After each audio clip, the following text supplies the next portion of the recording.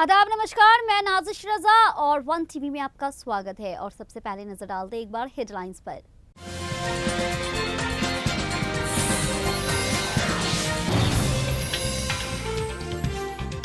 चुनाव से पहले कांग्रेस को बड़ा झटका, पूर्व अध्यक्ष पोन्नाला लक्ष्मैया ने छोड़ा पार्टी।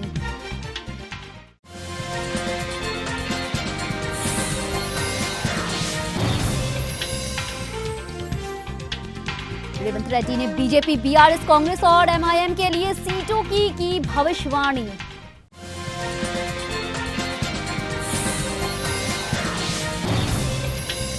एमपी में कांग्रेस की पहली सूची 15 अक्टूबर को। वहीं कमलनाथ बोले 60 सीटों पर चर्चा की, बाकी नामों पर मंथन जारी।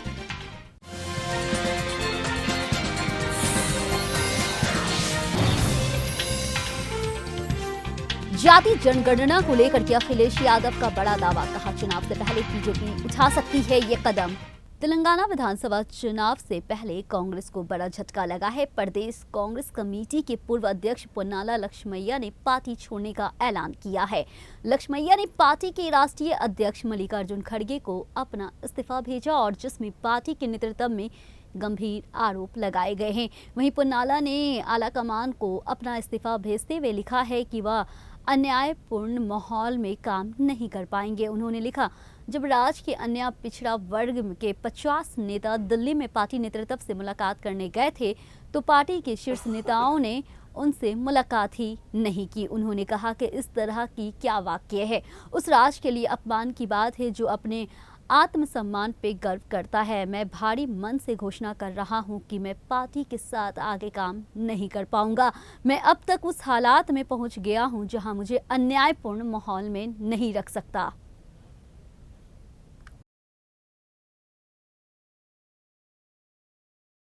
टीपीसीसी प्रमुख रेवंत रेड्डी ने तेलंगाना में कांग्रेस की सरकार बनने को लेकर भरोसा जताया है। आज हैदराबाद में मीडिया कर्मियों से बात करते हुए रेवंत ने यह भी भविष्यवाणी की है कि आगामी तेलंगाना विधानसभा चुनाव में प्रत्येक पार्टी कितनी सीटें जीतेंगी। उन्होंने संवाददाताओं से कहा कि बीआरएस 25 से अधिक सीटें नहीं जीतेगी, जबकि भाजपा और एमआईएम को अधिकतम 5 से 6 सीटें मिलेगी, जबकि बाकी सीट कांग्रेस को मिलेगी। रेवंत रेड्डी ने कहा है कि 9 दिसंबर को एलबी स्टेडियम आए, हमें चुनाव जिताएंगे और सरकार बनाएंगे।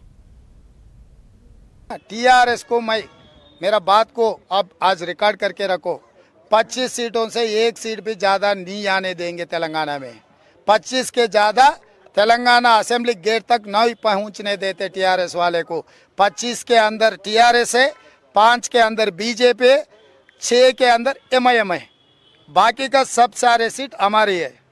ये तीनों को यहाँ ही पैक कर देंगे, बाकी का सारा हमारे सीट है। हम जीतने वाले, सरकार बनाने वाले। 9 तारीख को आप लोगों की मैं रुखा दे रहा हूँ, सब लोग एलबी स्टेडियम में आ जाना दिसंबर 9 को। मध्य प्रदेश में विधानसभा चुनाव के लिए कांग्रेस 15 अक्टूबर को अपने प्रत्याशियों की पहली लिस्ट जारी कर सकती है। वहीं प्रदेश कांग्रेस अध्यक्ष कमलनाथ ने कहा है कि रफ्तार से हम चल रहे हैं, जिससे 15 तारीख को हम अपनी लिस्ट अनाउंस कर सकें।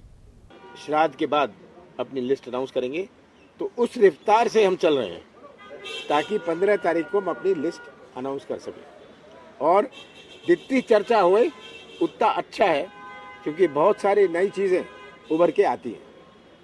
लोकसभा चुनाव से पहले जाति जनगणना को लेकर के सियासी तेज हो गई। ये विपक्ष दल इस मुद्दे को जोर शोर से उठा रहे हैं और हर मंच पे इसकी बात कर रहे हैं। वहीं बीजेपी जातीय जनगणना के पक्ष में नहीं है।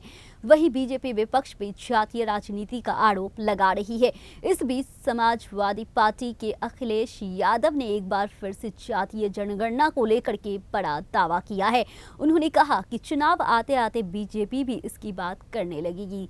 सपा सुप्रीमो अखिलेश यादव ने कहा कि भाजपा सरकार की गलत नीतियों के चलते पिछड़े दलितों और अल्पसंख्यकों के साथ अन्याय हो रहा है, जिसकी वजह से अब देश भर में जातीय जनगणना की मांग होने लगी है।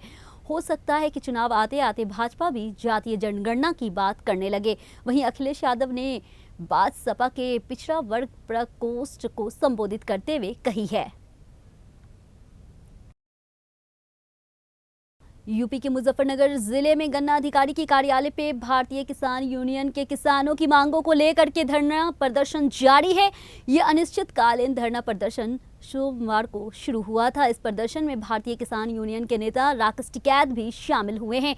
इस दौरान उन्होंने चेतावनी देते हुए कहा है कि अगर पिछले गन्ने का भुगतान नहीं हुआ तो शुगर मिलों को गन्ना नहीं दिया जाएगा। बाकायो प्रवक्ता चौधरी राकेश टिकैत ने चेतावनी देते हुए कहा है कि पिछले सत्र का बकाया भुगतान नहीं होने पर शुगर मिलों को इस सत्र में गन्ना नहीं दिया जाएगा। टिकैत ने यह भी कहा है कि गन्ने का नया सत्र शुरू होने जा रहा है, लेकिन शुगर मिलों ने किसानों के गन्ने के मूल्य का बकाया भुगतान नहीं किया। उन्होंने कहा कि शामली में आंदोलन एक वृद्ध किसान की मौत है, जो जाने पर सरकार संवेदनशील नजर नहीं दिखाई दे रही है। बिहार में किसानों को लेकर आप बिहार में आए हैं। बिहार में आए क्योंकि बिहार के किसानों को भी सबसे ज़्यादा दिक्कत है। इनके फसलों के दाम नहीं मिलते। सस्ते में व्यापारी फसलें खरीदता है क्योंकि बाजार समिति जो मंडी है वो यहाँ की ख़त्म हुई आज से करीब 15-20 साल पहले, और आज कोई प्लेटफार्म किसान का यहाँ पर नहीं है कि जिसमें किसान अपनी फसल बेच सके। और हज़ारों ट्रक यहाँ से भर के यहाँ की फसलों का जाता है। वो उत्तर प्रदेश, पंजाब, हरियाणा बड़े बड़े व्यापारी वहाँ पर बेचते हैं। तो एक लड़ाई ये लड़नी पड़ेगी। यहाँ का भूमि अधिग्रहण का इशू है। भाई कुंवर साहब ने 80 साल की उम्र में लड़ाई लड़ी। छत्तीसगढ़ में विधानसभा चुनाव की तैयारी तेज हो गई है। तमाम पार्टियां अब अपने उम्मीदवारों की सूची जारी करने में लगी हुई है। वहीं बीजेपी अपने उम्मीदवारों को 2 लिस्ट जारी कर चुकी है। वहीं आम आदमी पार्टी उम्मीदवारों की 3 सूची जारी कर चुकी है, लेकिन अभी तक कांग्रेस की एक ओर से उम्मीदवार की एक भी लिस्ट जारी नहीं की गई है। दरअसल कांग्रेस के पितृपक्ष को खत्म होने का इंतजार कर रही है और दुर्गा मां की पूजा के साथ प्रत्याशियों की पहली लिस्ट जारी करने का फैसला किया है। वहीं 12 अक्टूबर को दिल्ली में कांग्रेस चुनाव समिति की बैठक भी की गई है। वहीं कांग्रेस चुनाव समिति की बैठक के बाद छत्तीसगढ़ के सीएम भूपेश बघेल ने कहा है, संगठन के बीच लोगों से राय मशविरा करना और सर्वे पर विचार विश्राम करने के बाद से ये सूची को लेकर कांग्रेस उम्मीदवारों की सूची तैयार की गई है। हमारे साथियों की वजह से पितृपक्ष तक रुकना पड़ना, लेकिन हमारी तैयारियां पहले से है। इस सूची का एकमात्र मानदंड जीतने की क्षमता रखा गया है और कांग्रेस की पहली सूची 15 अक्टूबर को जारी की जाएगी। देखिए, भारतीय जनता पार्टी तो लड़ नहीं रही है। लड़ रहे हैं रमन सिंह और उसकी टीम, क्योंकि जितने टिकट बंटवारा हुआ उसमें रमन सिंह की सभी। भले एक है कि ये छोटा चेहरा भी नहीं है, लेकिन रमन सिंह जी है और जनता इसको जान चुकी है। 15 साल जिन लोगों ने छत्तीसगढ़ को लूटा खसूटा, अब उसके हाथ में तो नहीं जाएगी, ये बात तय है। लेकिन कितना छुपा है, छुप नहीं सकता और सच्चाई सामने के आगे रहता है। और टिकट वितरण में रमन सिंह की चली।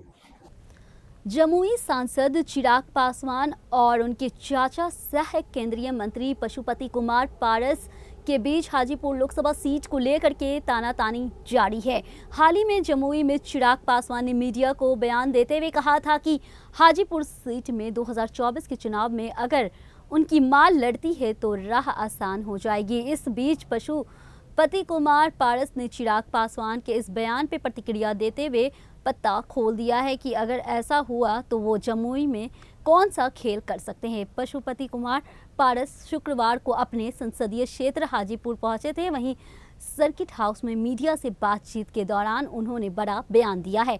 कहा है कि चिराग पासवान एनडीए में है तो बात माने, नहीं तो बिहार की 40 लोकसभा सीटों पे लड़ें। मीडिया से कहा है कि एक बात जान लीजिए कि कोई टक्कर नहीं होने वाली है। वहीं एनडीए के हम अस्थायी सदस्य, कल वो आदमी एनडीए में रहेगा या नहीं रहेगा इसकी भी गारंटी नहीं है। राजस्थान के दौरे पे आए केंद्रीय मंत्री अर्जुन राम मेघवाल ने शुक्रवार को सत्तारूढ़ कांग्रेस सरकार पे हमला बोला है और कहा है कि सीएम अशोक गहलोत की तथाकथित गुड गवर्नेंस अब बैड गवर्नेंस में तब्दील हो गई है। वहीं मेघवाल ने पत्रकारों से बातचीत में महंगाई और बेरोजगारी के मुद्दे पर सीएम गहलोत को घेरा और कहा कि ये लोग जनता में केवल भ्रम फैला रहे हैं, जबकि राजस्थान की महंगाई राष्ट्रीय औसत से ज्यादा है। हैदराबाद में एक छात्र ने आत्महत्या कर ली है। इसके बाद छात्रों समेत लोग में आक्रोश देखने को मिल रहा है और उनकी आत्महत्या के बाद छात्रों को सहित बड़ी संख्या में लोगों ने विरोध प्रदर्शन किया है। वहीं बीजेपी सांसद डॉक्टर के लक्ष्मण ने इसी मामले पर ट्वीट कर कहा है कि एक मेहनती छात्र कुमारी परवलिका की आत्महत्या बेहद दर्दनाक खबर है। वो कई महीनों से लगन से सरकारी परीक्षाओं की तैयारी कर रही थी, लेकिन बीआरएस सरकार द्वारा परीक्षाओं को बार बार रद्द करने और स्थगित करने के कारण उसने इतना बड़ा कदम उठाया है।